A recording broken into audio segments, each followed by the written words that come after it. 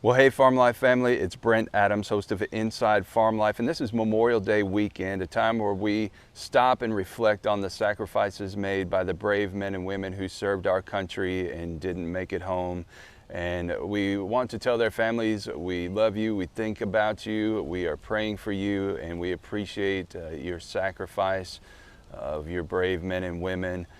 And if you know anything about this show, you know that's something that will never be taken for granted. We will always keep them and active service members and veterans front and center. And that's reflected in this week's show, where we talk with Malachias Doc Gaskin, who is a former Army medic and infantryman. He's in Tennessee and he operates Warfighter Gardens, which is using agriculture and gardening to help as a therapeutic means for people with PTSD as they come back from military service. And he talks about what Memorial Day means to him.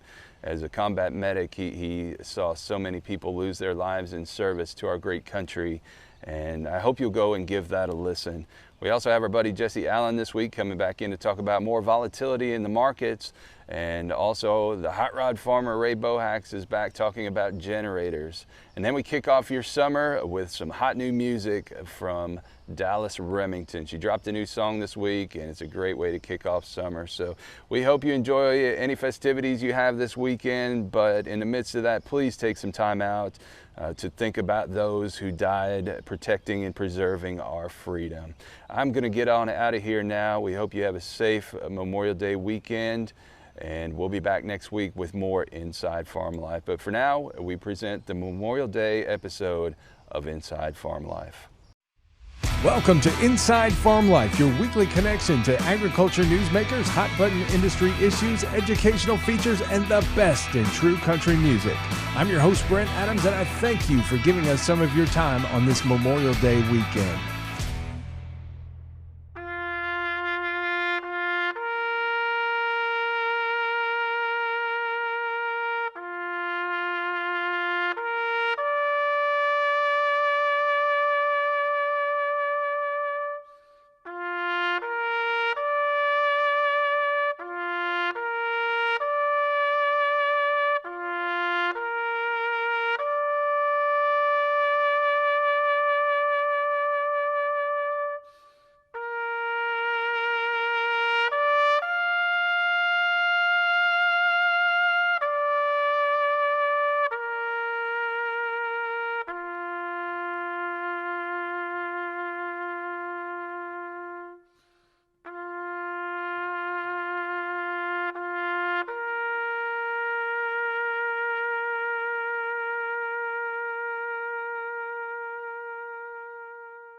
This week, as we prepare to observe Memorial Day, we remember the men and women who paid the ultimate price to protect and preserve the freedom of our great country.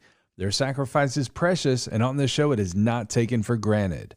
With that said, today our special guest is Malachias Doc Gaskin, a retired Army medic and infantryman whose career included a 28-month tour in Iraq before being medically retired with PTSD, a traumatic brain injury, arthritis, hearing loss, and bursitis.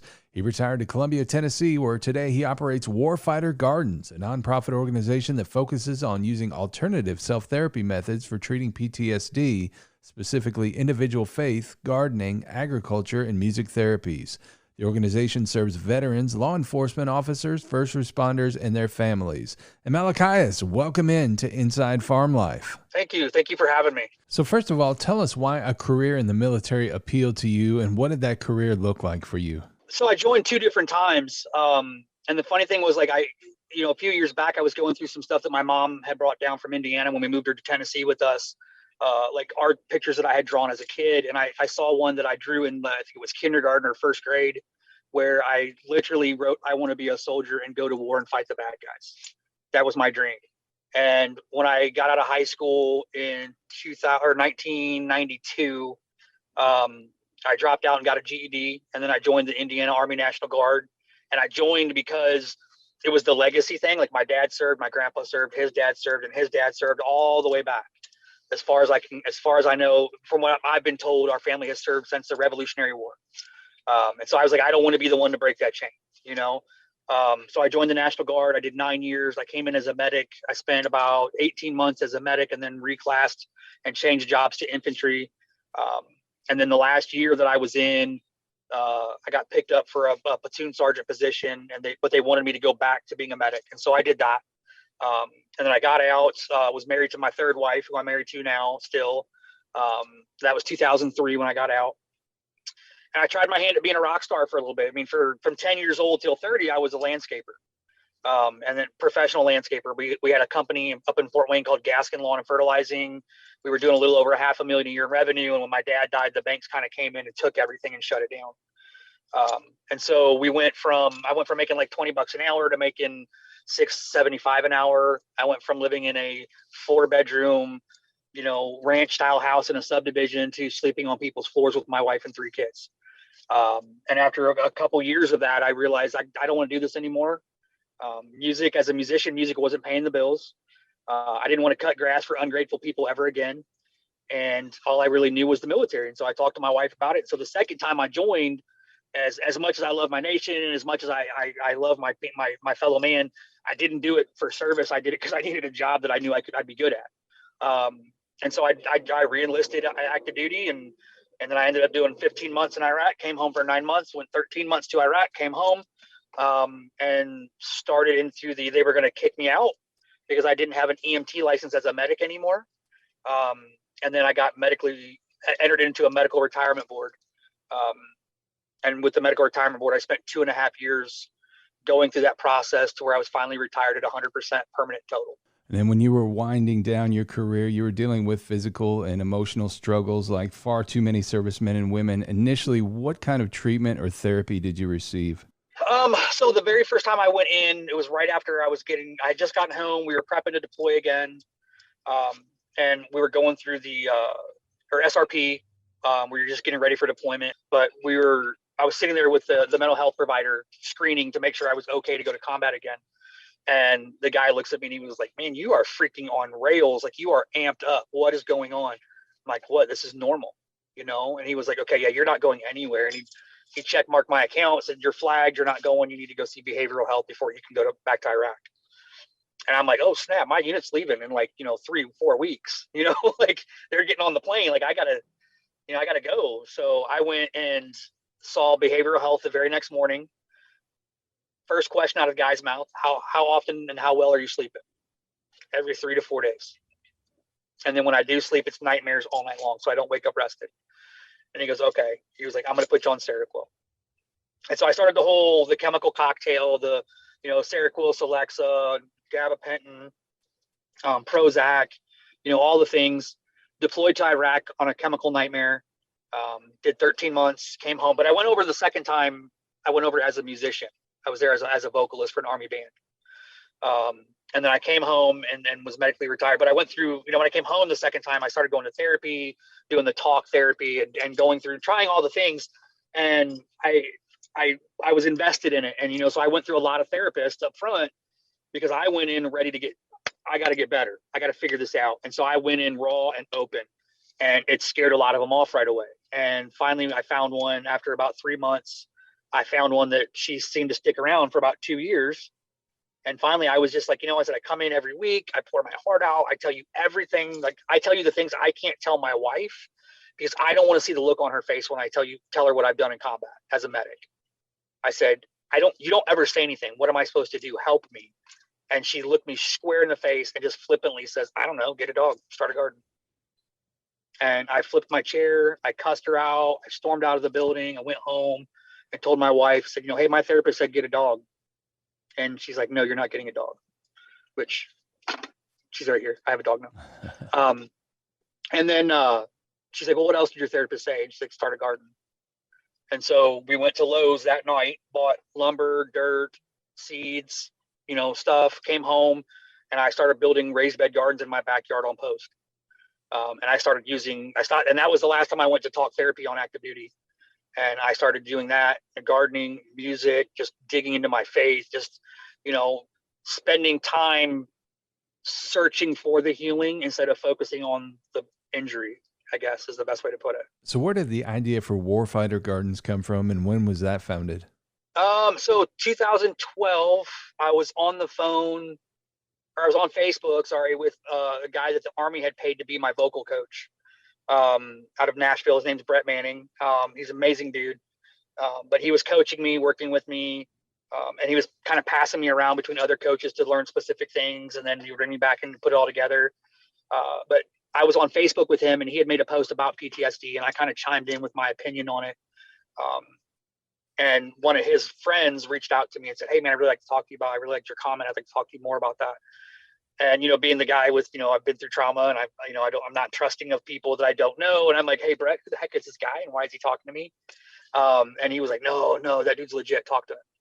So I got on the phone with this guy. His name's Robbie Grayson. He's from Franklin, Tennessee. And him and I got to talking, and we discussed for months. And they were going to do a documentary on me about how I was specifically using music as a way to basically use it as self-therapy. And so we were going to do this documentary. We requested permission from the Army, from the Public Affairs Office. And it took about 6 months for the Army to go, "Hey, we need you to come up and talk to us." And so I ran up to the building where the big people live. And, I'm like, "Hey, what's up?" And they're like, "So this is the most amazing thing. It's awesome. We think it's great. You can't do it." And I go, "Wait, what?" They're like, "You're in a medical retirement board. You can't go on record." So I went home, called my buddy Robbie, and I was like, "Hey, dude, I can't do it. Let's talk tomorrow." And I hung up. And then we got on the phone the next day, and he goes, "Dude, you should write a book." Because at this point, I'm doing gardening. I'm digging into my faith. I'm writing music. I'm doing family fishing trips. I'm doing a lot of very specific things. I'm very specific about my nutrition. I'm starting to wean myself off of the pharmaceuticals onto organics. And so I was like, "Dude, who's going to read?" I'm a high school dropout. I've got a GED. You know what I mean? Like, no one's going to read that, because at the time I wasn't believing in me, because I was looking at me through that broken lens of the trauma I had been through. And so I was like, "All right, fine, I'll write a book." And I ended up writing a book called A Warrior's Garden that he published for me. And it's now been sold in 7 countries. I've traveled to China, and they've paid for me to come over and speak about using agriculture as a way to mitigate suicide. But A Warfighter Gardens was born from the concept of finding healing in the soil. And so one of my Army buddies that I served with in the infantry reached out to me one day and said, "Hey, my church gave me 10 acres. We're going to build gardens. So get ready." And so me being me, I jump in with both feet without thinking sometimes. And so I hired an accountant, I paid the money, and I filed the paperwork for a 501c3. And that was 2016. We were in Indiana and Tennessee. And then this year I'm building 9 gardens for veterans across the United States, 2 in Elizabeth, Colorado. Those gardens will be ADA compliant gardens, because those are both veterans that have lost legs. We're building 1 in Breeze, Illinois, 2 in Fort Wayne, Indiana, 1 in Maine, and then 2 in Nashville and 1 in Columbia, Tennessee. So since the organization was founded, about how many folks have you served? So with gardens, I think I have built 27 gardens. A lot of those are off the radar because they don't want their stuff publicized personally. The ones that allow me to, I take photos, and we do big events and all that, and we put them on our website to show what we're doing so people can see what they're investing in. But we built about 27. I got 9 for the year that are big production. Like we do it's a full catered meal. It's 18 foot long by 8 foot deep by 2 foot tall, like very custom built, designed for them. Multiple tiers. We don't just do a basic square. You know what I mean? I try to go as creative as I can with each individual garden, but every garden is unique. So how have you seen changes in participants since they've become immersed in agriculture or gardening pursuits? Every garden that we've built for a veteran so far, every veteran or Gold Star family has ended up taking that garden and using it to benefit other people. Every single one of them. So one of my Gold Star families, she grows so much. We built her a 17 foot long by 11 foot L shaped garden on both sides of her backyard. So she has 2 of them. She grows so much produce, it's too much for her and her 2 kids, that she ends up donating it to the people in her neighborhood. But she's like, "Come pick stuff out of my garden." We've not had one suicide attempt from a veteran or a first responder that we've built a garden for. Everybody has found, everyone that gets one ends up finding a way to do something more. It's the catalyst. I look at it because gardening's not everybody's thing, right? So I may build you a garden and you may use it every year, but it may not be your therapeutic device. But what it becomes is that launching pad for, I want to do something more, right? I want to do art, or I want to do horseback riding, or I want to work with service dogs, or I want to do this. It becomes a thing that gets the mind working, because it allows you that decompression space to start just being you again. And one of the neat things, when you get on your website, awarriorsgarden.com, there's a donation spot where visitors can support individual participants in their projects. Yeah, each garden this year that we're doing, we have 9 of them. One of them is fully paid for. 2 of them still haven't gotten me their bios, so they're not on the website yet. But you can look at their bios, you can see the pictures of the veteran, and you can decide which one you want to sponsor. Each sponsorship is $1, and you can sponsor as many as you want. So you can do like 25 of them. That's $25. Well, earlier you talked about writing your book, A Warrior's Garden, a therapeutic guide to living with post-traumatic stress disorder. You've taken it a step further, working with our mutual friend, JT Cooper, who's a Nashville singer, songwriter, and an Army veteran who was in the Black Hawk Down incident in Mogadishu, Somalia in 1993. You guys have written a song with Harry Smith called A Warrior's Garden. Tell us about that process and how it's helped you. So that was amazing for me because I hadn't written in a very long time, and I got to a point where I was afraid that I was going to have lost the ability, like, because it's a perishable skill. It really is. So I had never, this was kind of out of my wheelhouse. And so I got a hold of JT, and I was like, because most country artists are storytellers is what they are. And so I was like, hey man, I really want to write a song about all the things that A Warrior's Garden is about. And he was just like, yeah, done. Come to my office on Saturday. Like, that's just JT. Like, he's just like, yeah, let's do it. Okay. So I met him at his office on a Saturday, and we sat there for about 2.5 hours and just talked and wrote and went back and forth. And then he was like, all right. And then he recorded a run through on his phone, and he texted it to me, and he texted it to somebody else. And then we went and had, a beer and then a steak over at the steakhouse. And then I drove home, and I think it was 3 months later, he calls me up and he was like, what are you doing today? And I was like, I'm at work. What are you doing? He was like, meet me. I'm going to text you an address. Meet me here this afternoon at 2:00. We're going to record. And I was like, oh, and luckily I had a job where I could just take off, So I got up and I drove an hour to go meet him, and we recorded, and I met Harry Smith for the first time, who's an amazing guitar player. He's a phenomenal man. But I went in and we just recorded. And I've been in the studio, I've recorded before, years ago. But we did that, and then I think it was about maybe a month or 2 months later, JT sent me the song, and it was just like, I almost cried, and I don't cry anymore. Like, I haven't cried for years. I got choked up because I'm like, oh crap, that's my story. So Malachias, before we get out of here, tell us, what does Memorial Day mean to you, and how should our listeners use that day to remember those who have made the ultimate sacrifice?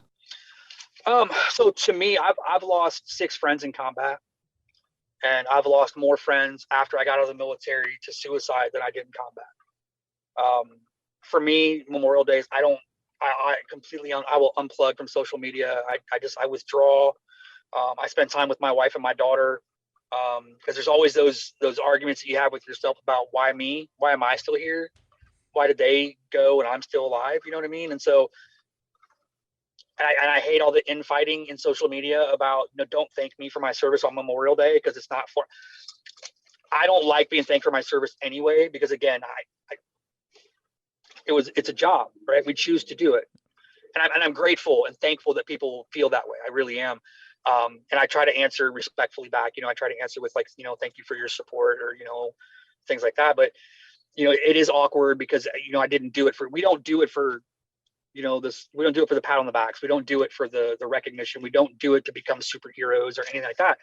A lot of us, we do it because it's family tradition. We do it because we want to serve our nation. We do it because we want to improve who we are, because we know we're messed up. But when it comes to Memorial Day, it's a somber day. And I encourage everybody and their brother, go have your barbecue, right? Go do your thing. Go celebrate, please. They sacrificed their life so that you could do that, right? But just take some time during the day. And if you don't know anybody who died in the war, if you don't know any veteran or service member who was killed in combat, research one. Tell their story on Memorial Day. Go find one. I know you know somebody who does, even if you don't, right? Go intentionally learn a story about that person and recognize them during Memorial Day. Like, take some time out to support that mission, that thought process. Well, I tell you what, you're doing some really impactful work here. And again, I want to make sure we share that web address to find out more about Warfighter Gardens and A Warrior's Garden. You can find out more about that at awarriorsgarden.com. Again, awarriorsgarden.com. And Malachias, thank you so much for taking the time to join us here today on Inside Farm Life. We'd love for you to come back again in the future to give us an update on your organization. Oh, definitely. And again, we've been speaking with Malachias Gaskin with Warfighter Gardens. And we should let you know that next week we'll be speaking with Rachel Pettit with the Farmer Veteran Coalition to talk more about grants that the organization recently awarded to help veterans become involved with farming and ranching.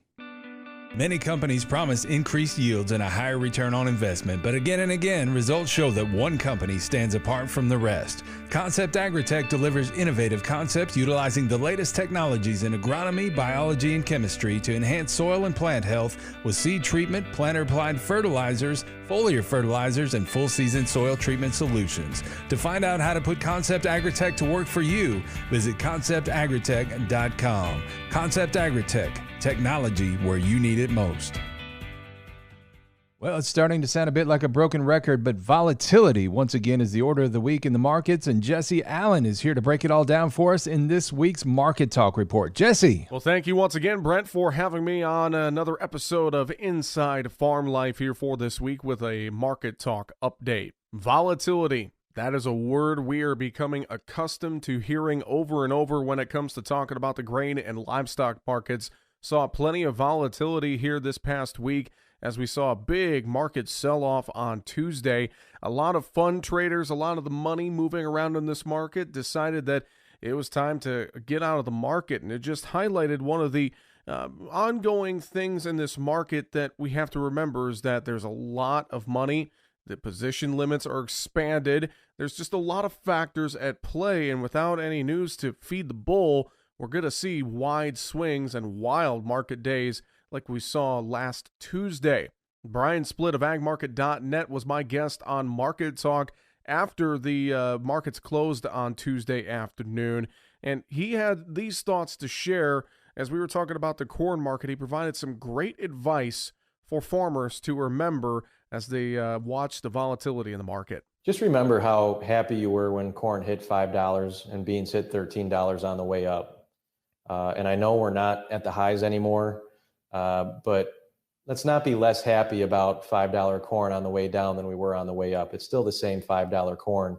And I think if you take the time to look at what your production estimates are and your break-even levels, you'll realize that we're still in a very good position, for producers across the farm belt. So, let's have a positive attitude. If you need to have protection, find somebody to talk to, get some kind of coverage, and get yourself protected.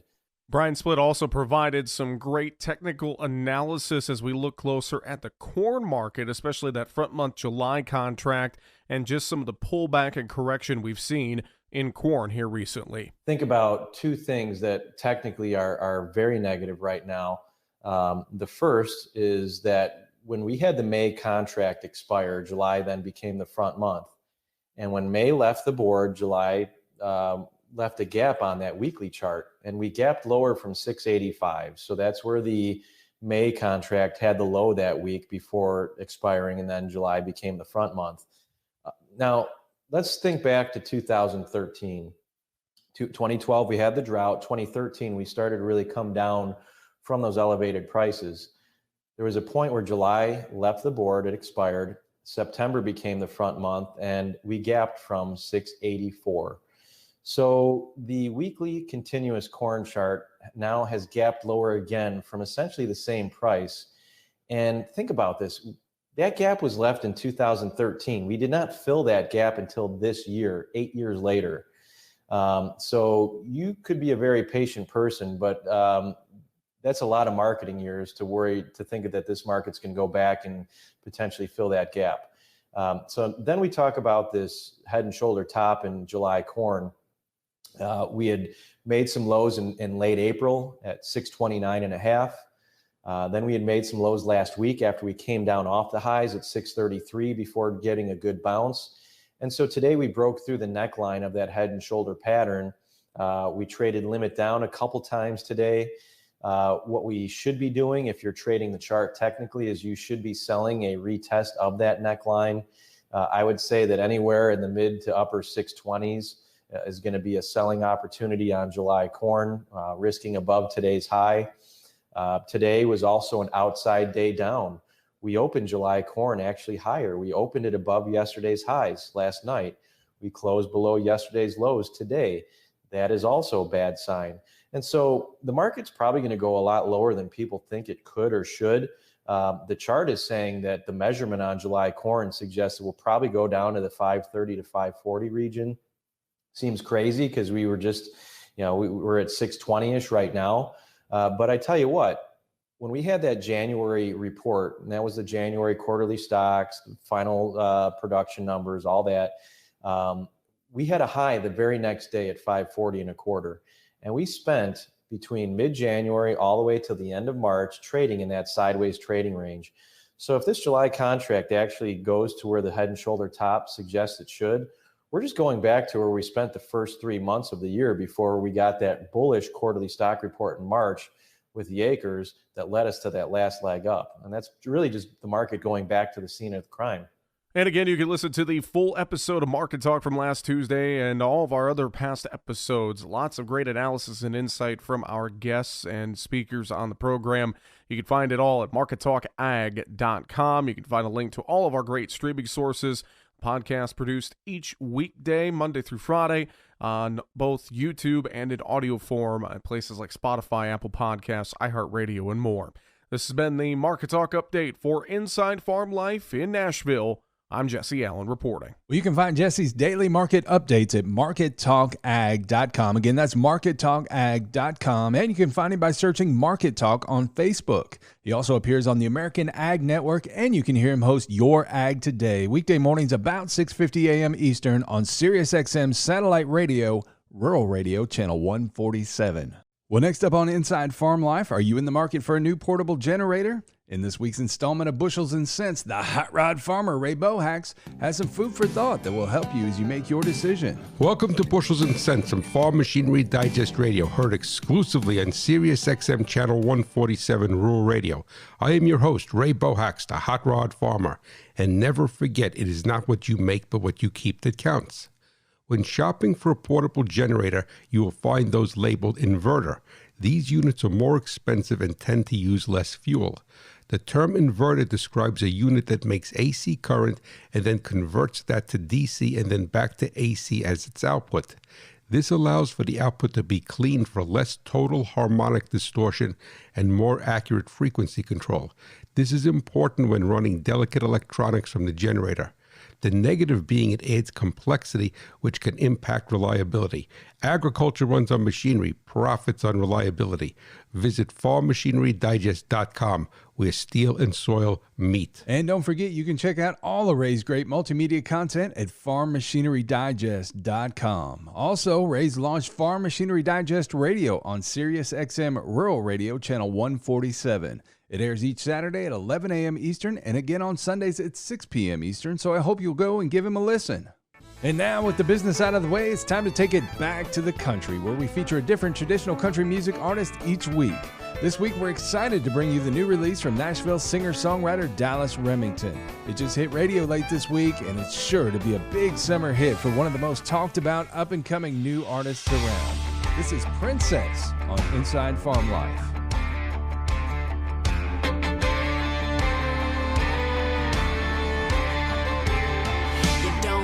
Gotta cook, you don't think you gotta clean, you wanna paint your nails, sit around reading magazines, a selfie machine, a self-claimed royalty.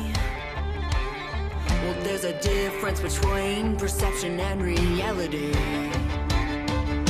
You ain't a princess, you're just a dirt blonde every time.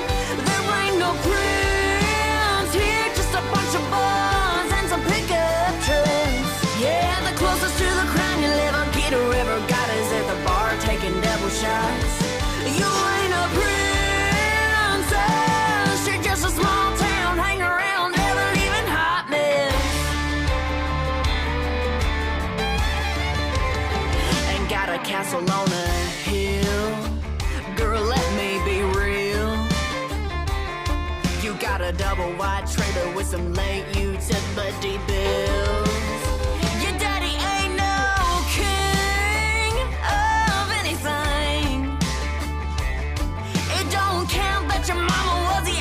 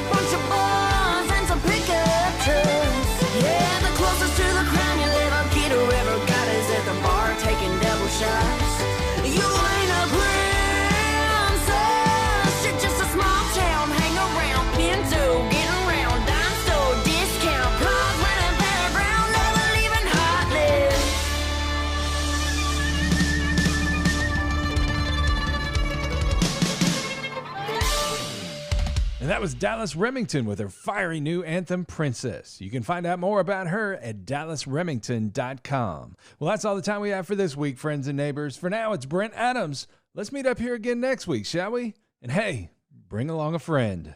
You've been listening to Inside Farm Life, a production of Farm Life Media. If you have topic suggestions for future episodes, drop us a line at brent@farmlifemedia.com, and be sure to like the Farm Life page and join the Farm Life group on Facebook.